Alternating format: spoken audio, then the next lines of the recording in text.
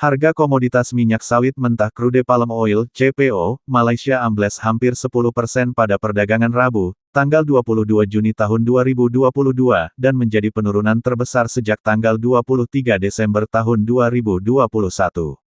Melansir Refinitiv, pada Rabu, 22/6 harga CPO di Bursa Malaysia Derivatives Exchange berakhir ambles 9,68% ke Rp4.499 Malaysia ton, $1.021.58 ton. Sejatinya, ada beberapa fundamental yang mengerek harga CPO anjlok kemarin. Pertama, menurut Ketua Perdagangan dan Perencana di Kaleswari Interkontinental Genana Sekartiagrajan bahwa ekspor CPO Indonesia yang kini mulai membanjiri pasar nabati dunia, tidak sebanding dengan permintaannya. Per kemarin, Indonesia telah mengeluarkan izin ekspor CPO sebanyak 894.481 ton di bawah skema Domestic Market Obligation, DMO, per Rabu, 22/6. Di bawah DMO, sebuah perusahaan menerima kuota ekspor berdasarkan volume penjualan lokal mereka. Selain skema DMO, pemerintah mengeluarkan izin ekspor produk sawit sebanyak 613.188 ton dalam program percepatan ekspor dengan alokasi kuota 1,16 juta ton. Jika dijumlahkan, maka ekspor yang telah disetujui sebanyak 1,5 juta ton.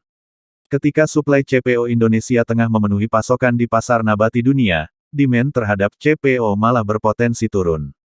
China saat ini masih memberlakukan lockdown karena kasus penyebaran virus COVID-19 kembali melonjak.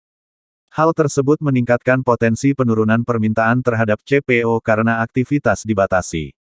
Tidak hanya itu, melansir Reuters, impor minyak sawit India per Mei tercatat turun 10% ketimbang bulan sebelumnya karena Indonesia sempat melarang ekspor CPO-nya. China dan India merupakan konsumen terbesar minyak kelapa sawit dunia, sehingga potensi penurunan pada permintaannya akan menekan harga CPO. Kedua, harga CPO dipengaruhi oleh pergerakan harga minyak nabati saingan karena bersaing untuk mendapatkan bagian di pasar global.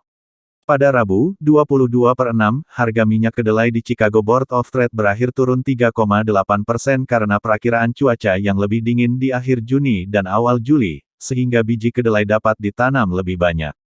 Setelah beberapa waktu lalu wilayah Amerika Selatan mengalami kekeringan karena cuaca ekstrim. Selain itu, harga minyak mentah dunia tergelincir di sesi perdagangan kemarin, di mana harga minyak mentah jenis West Texas Intermediate (WTI) anjlok 1,2% menjadi $108.18 barel, sedangkan jenis Brent ambles 1,2% ke $113.32 barel. Sehingga, CPO menjadi pilihan yang kurang menarik untuk dijadikan bahan baku biodiesel. Ketiga, ekspor CPO dari produsen terbesar kedua Malaysia berpotensi naik karena per Rabu, 22/6 Malaysia telah menerima sebanyak 40 orang tenaga kerja asing dari Indonesia. Tidak hanya itu, Duta Besar Indonesia untuk Malaysia Hermono mengatakan bahwa mereka telah menyetujui sekitar 4.699 pekerja untuk perkebunan. Kedatangan pekerja asing akan membantu meringankan kekurangan lebih dari 100.000 pekerja di perkebunan kelapa sawit Malaysia yang tentunya akan meningkatkan produksi CPO di masa depan. Bahkan, analis CGS-CIMB Fieng Li Fang telah memproyeksikan bahwa harga CPO cenderung turun pada paruh kedua tahun ini atau semester II 2022 karena pasokan minyak nabati meningkat pada akhir Juni. Dia menilai bahwa harga CPO dapat diperdagangkan di kisaran MIR 5,500 sampai 6,500 ton pada Juni karena pasokan akan meningkat 5,1% secara bulanan menjadi 1,6 juta ton.